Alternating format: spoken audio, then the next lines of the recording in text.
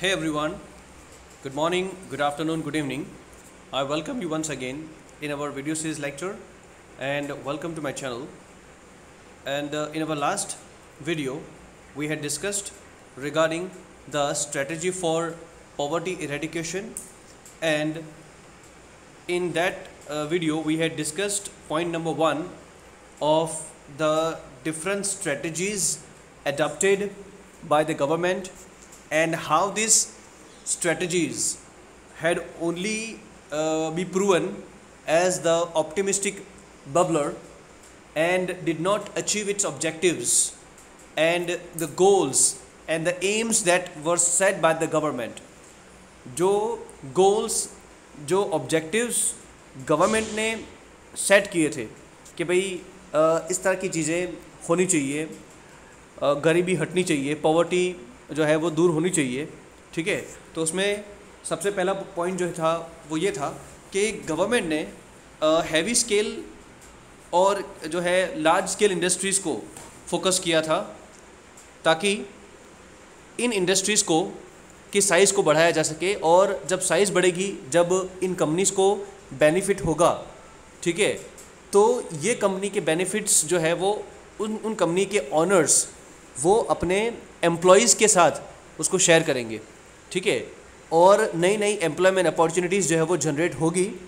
लेकिन ऐसा नहीं हुआ, ठीक है। तो ये एक पहली स्ट्रेटजी थी जो गवर्नमेंट की तरफ से अपनाई गई in order to remove the poverty or eradicating the poverty from the country, ठीक है। तो this point we had already discussed in our previous video, and in today's video we are going to focus point number 2. So let's get going. In order to remove the disparity of income, यहाँ पे देखो डिस्पैर space करके ITY ऐसा कुछ है, लेकिन आपको उसको साथ में रीड करना है। In order to remove the disparity of income, disparity of the income का मतलब क्या होता है कि imbalance, the imbalance that is prevailing in the income of the people. कई लोग बहुत ज़्यादा पैसे वाले हैं, कई लोग बहुत ही जो है they are living in a very deteriorating condition, they are living in a very pathetic condition. pathetic का मतलब बहुत ही दयाजनक है ना, बहुत ही बुरी हालत में वो रहते हैं, ठीक है।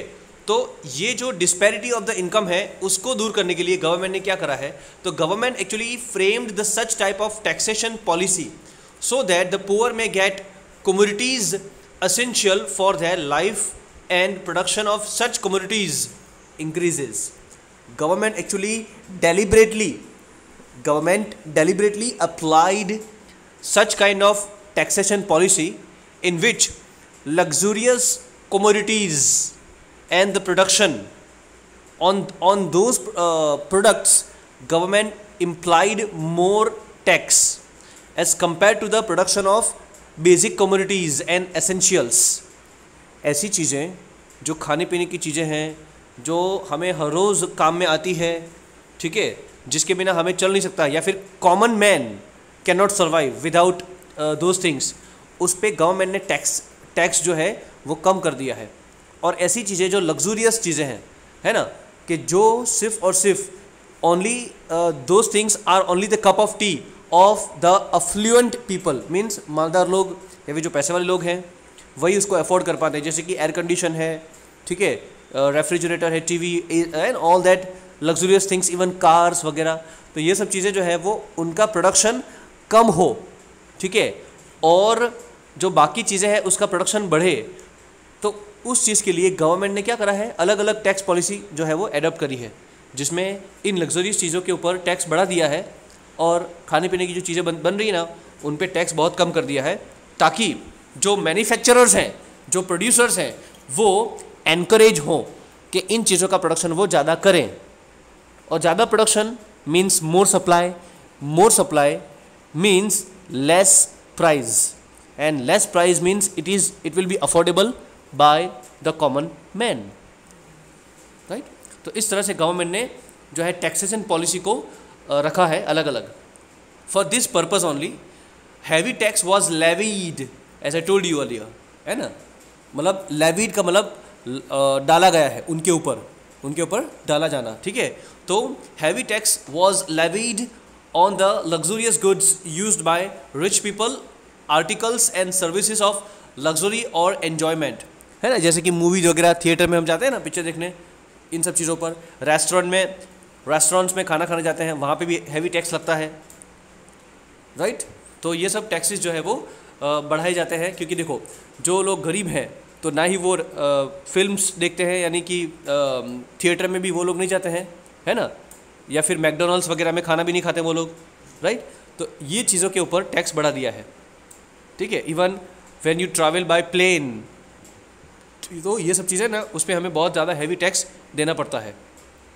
समझ में आ रहा है कि अगर मान लो कि अगर सिंपल सा एग्जांपल दूं कि अगर एयर टिकट है ना, एयर टिकट, ठीक है, अब अगर एयर टिकट अगर अहमदाबाद से दिल्ली तक की अगर आप एयर टिकट खरीदो नॉर्मली, ठीक है, तो शायद आपको 2800 में जो है उसकी एयर टिकट पड़ेगी, लेकिन टैक्स इतना ज़्यादा होता है ना, तो ये टैक्स अमाउंट से ही यही चीज़ वो 3500 या फिर उसमें चली जाती है, यानी कि ये जो एक्स्ट्रा जो अमाउंट है ना हम पे कर रहे हैं ना, वो टैक्स है, और वो टैक्स इन सब चीज़ों में ज़्यादा होता है। बाकी खाने पीने की चीज़ों में जो है वो टैक्स गवर्नमेंट ने कम रखा है, ठीक है। तो क्या है कि भाई for this purpose heavy tax was levied on the luxurious goods use by the rich people, articles and services of luxury और enjoyment. For this strategy was made to provide essential commodities to the poor people. अच्छा देखो, अब taxes की तो बात है ही, tax तो अलग अलग किए ही हैं ताकि प्रोडक्शन बढ़ाया जा सके, है ना, लग्जूरियस चीज़ों का, सॉरी कमोडिटीज़ का, जो बेसिक एसेंशियल्स हैं, तो बेसिक एसेंशियल्स और कमोडिटीज़ का जो है प्रोडक्शन बढ़ाया जा सके, ठीक है। तो उसके चलते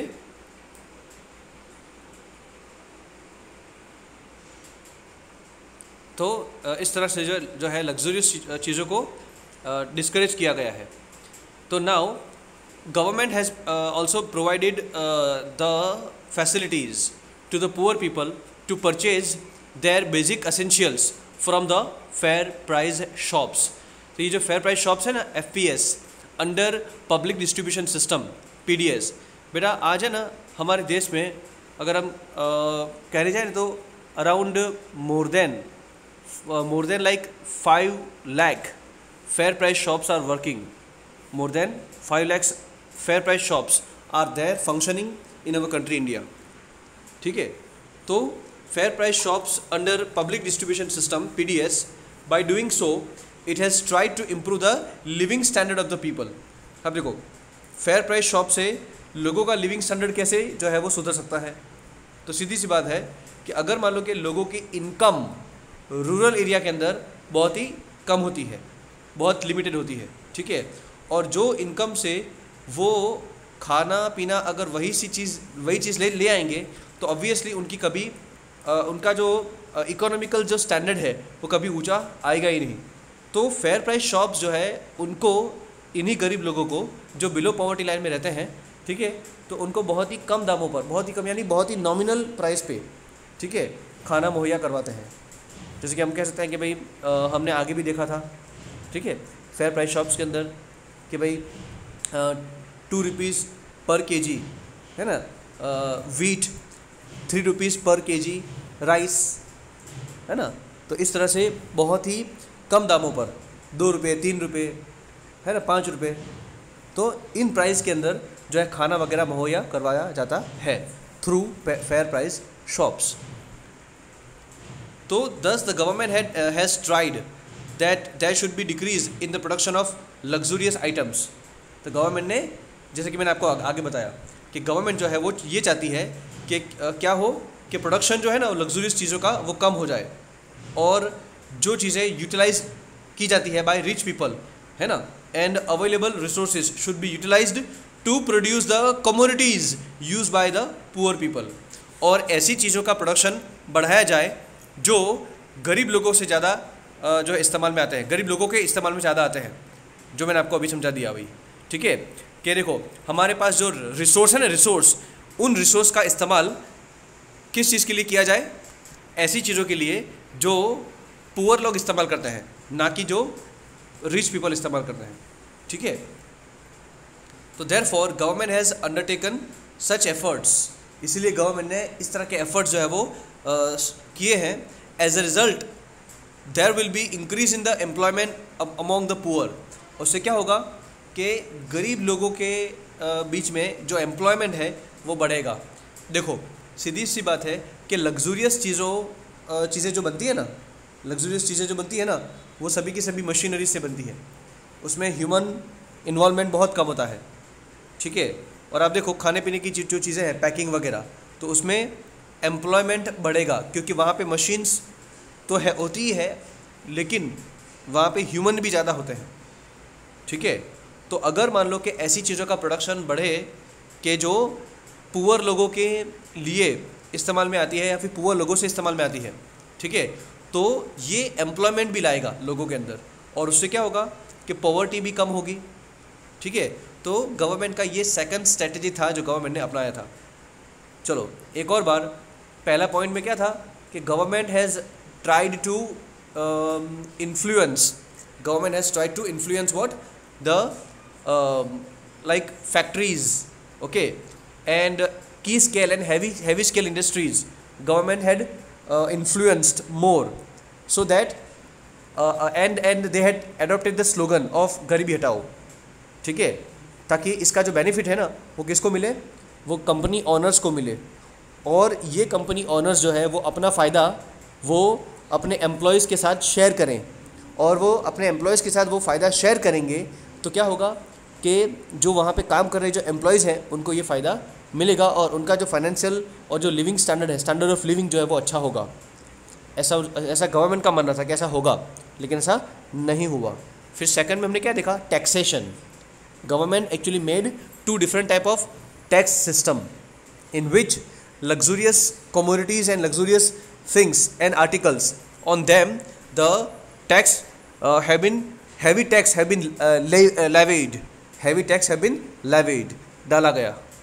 and commodities which are used by the common people or by the poor people, so production of those things है ना has been given the more priority, and on those things tax have been reduced, right, and through fair price shop also, ठीक है। तो ये थे हमारे अब तक के points, and now we are gonna see the third one, that is understanding the need to improve agriculture sector. Government implemented many programs like Land Ceiling Act, Regulation of Tenancy Act. This thing I told you है ना in our yesterday's video, है ना, हमारा जो कल का video था ना उसमें हमने बात कर ली थी लैंड सीलिंग एक्ट के बारे में और लैंड टेनेंसी एक्ट के बारे में भी, ठीक है। तो देखो गवर्नमेंट जो है, गवर्नमेंट को क्या करना है, अब गवर्नमेंट को करना था एग्रीकल्चर सेक्टर को इम्प्रूव करना था। तो understanding the need to improve the agriculture sector, government ने इम्प्लीमेंट किया है बहुत सारे प्रोग्राम्स। अब उसमें एक तो है लैंड सीलिंग एक्ट और लैंड टेनेंसी एक्ट। अब देखो लैंड टेनेंसी एक्ट का मतलब क्या होता है, जिसमें गवर्नमेंट के पास जितनी ज़मीन होती है ना, ठीक है, या फिर जितनी ज़मीन होती थी पहले, ठीक है, तो इन ज़मीन के ऊपर बहुत सारे फार्मर्स को ये ज़मीनें जो है वो लीज पर दी गई। ज़मीन जो है वो गवर्नमेंट ने बहुत सारे लैंडलेस फार्मर को लीज पे दी है, ठीक है, भाड़े से, और वहाँ पे वो ग्रो करते हैं गवर्नमेंट के लिए भी, और उसका जो शेयर है उसमें से बड़ा शेयर जो है वो उस फार्मर के पास जाता है, और उसमें से थोड़ा जो शेयर है वो गवर्नमेंट के पास जाता है, ठीक है। और इस तरह से टेनेंसी एक्ट और लैंड सीलिंग एक्ट, उसके बारे में भी मैंने आपको बता दिया था, ठीक है, कि भाई few farmers they used to have, उनके पास बहुत ज़्यादा ज़मीन होती थी, तो उसको कम करके जो है एक स्केल बना दिया गया है कि भाई of one farmer can only have certain measurement of land, ठीक है। तो इससे क्या होगा कि जिनके पास बहुत ज़्यादा पैसा है वो, और जिनके पास बिल्कुल नहीं है वो, तो उनका जो है वो बैलेंस किया जा सके, ठीक है। तो इस तरह से डिस्पैरिटी ऑफ द इनकम को कम किया जा सके, ठीक है, so that there is a decrease in the income of rich farmers and landlords. जो मैंने आपको अभी कहा है ना, वही देखो कि इससे क्या होगा कि इनकम जो है ना रिच फार्मर की या फिर लैंडलॉर्ड की, ठीक है, उसको थोड़ा सा घटाया जा सके, और जो बहुत पुअर है ना उनकी इनकम को बढ़ाया जा सके, ठीक है। Increase in the income of farm labourers और टेनेंट्स। अब ये टेनेंट्स का मतलब होता है भाड़ुआत, ठीक है। तो जो फार्मर्स जिनके पास लैंड ही नहीं होती है, तो अगर लैंड सीलिंग एक्ट वगैरह करके जो है उनके पास भी अगर हम उनको उगाने लायक अगर ज़मीन देंगे ना, तो वो भी जो है अपने फाइनेंशियल स्टेटस को कुछ अच्छा कर पाएंगे, ठीक है। so that there may be improvement in the condition of the poor people in such a way, right? Then now government has announced point number 4 now. तो government has announced the policy to encourage agriculture. अब देखो government ने बहुत सारी policies जो है वो announce करी है, किस चीज़ के लिए? In order to encourage the agriculture related industries, ठीक है, सच लाइक कैटल रियरिंग, ठीक है। ये अलग अलग तरह की एग्रीकल्चर से जुड़ी हुई एक्टिविटीज़ होती है, ये सभी एग्रीकल्चर का ही हिस्सा होती है, ठीक है। तो गवर्नमेंट ने क्या करा है, बहुत सारी पॉलिसी उनके लिए भी लॉन्च करी है, ताकि उसको भी क्या मिले, फ़ायदा मिले। सिर्फ और सिर्फ क्रॉप्स को ग्रो करना नहीं, लेकिन क्रॉप्स के साथ में जो है एनिमल रेयरिंग जो है, काऊ वगैरह, काऊ बफेलो को रेयर करना, है ना, milking them and selling their products of milk and all. तो starting from the manufacturing till the selling, government जो है वो हर जगह पर एग्रीकल्चर से रिलेटेड से जुड़े हुए जो लोग हैं उनकी हेल्प करती है, यानी फार्मर्स की, ठीक है। तो कैटल रियरिंग है, देन डेयरी इंडस्ट्री है, pisciculture and afforestation, right. Pisciculture means rearing the fish को रेयर करना, इसको बोलते हैं पिस्कीकल्चर, ठीक है। कि भाई कोई एक जगह है जहाँ कोई तालाब वगैरह बनाकर वहाँ पे जो है फ़िश को रेयर करने का, ठीक है। तो पिस्कीकल्चर है। एंड अफॉरेस्टेशन यानी कि growing the forests growing the trees, ठीक है। It helps in order to develop small irrigation schemes, household industries, cottage industries, small scale industries etcetera. तो देखो ये गवर्नमेंट जो है वो हर एक स्मॉल जो इरिगेशन स्कीम है, तो इरिगेशन स्कीम में भी, ठीक है। देन आफ्टर, अच्छा देखो ये जो इरिगेशन स्कीम्स है ना, वो हम इसी चैप्टर में आगे पढ़ेंगे कि कौन कौन सी इरिगेशन स्कीम है, ठीक है।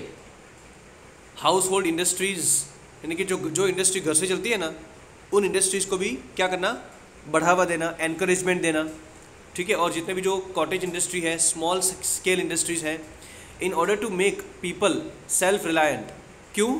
ताकि लोग जो है आत्मनिर्भर हो पाए, यानी कि वो खुद ही अपने पैरों पर खड़े हो पाए, ठीक है। और government has stressed on labour intensive industries.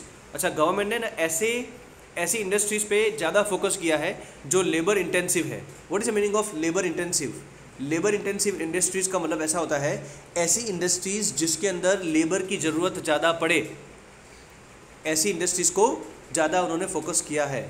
ऐसी इंडस्ट्रीज़ जो लेबर से ही चलती हो, ताकि ज़्यादा से ज़्यादा लेबर जो है वो उसमें एम्प्लॉयमेंट पा सके, इसीलिए इसको बोलते हैं लेबर इंटेंसिव इंडस्ट्रीज़, ठीक है। So that employment can increase, ताकि एम्प्लॉयमेंट जो है वो बढ़े, ठीक है। होम इंडस्ट्रीज़ को, कॉटेज इंडस्ट्रीज़ को, है ना, और लेबर इंटेंसिव इंडस्ट्रीज़ को बढ़ावा देकर, right.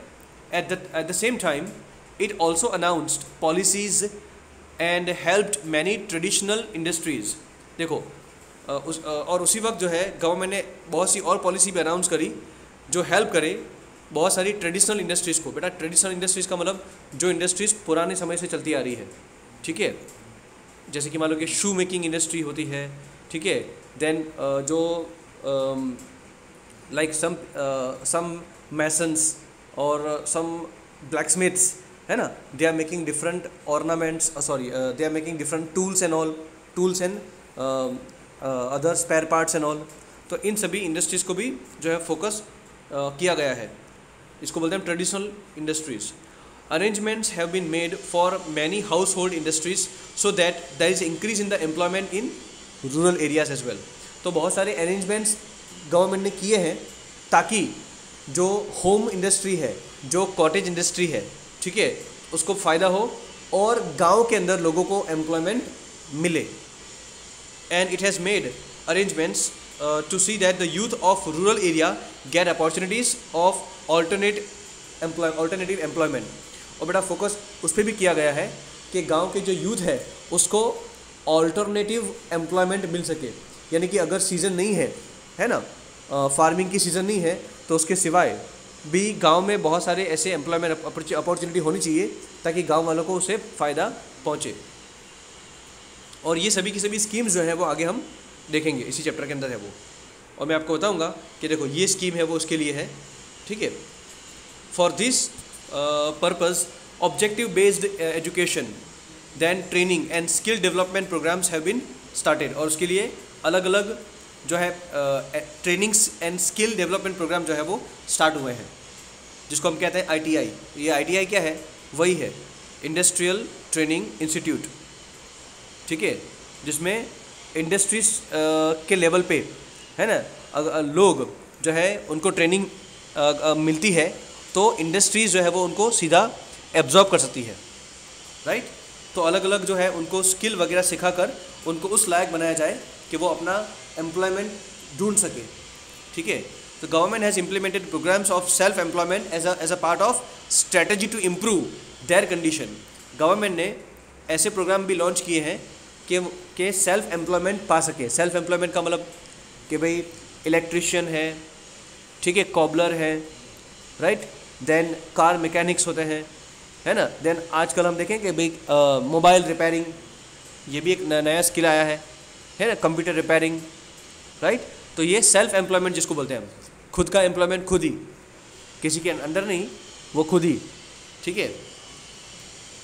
For this purpose new fields of employment have been opened.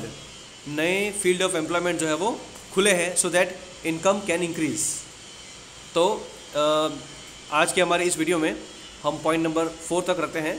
तो in tomorrow's video we will discuss the strategy of eradication of poverty from the country, and we will take from point number 5. So till then, stay safe, goodbye, and thank you for your love, and I hope that you will keep showering your love to my channel. Thank you very much.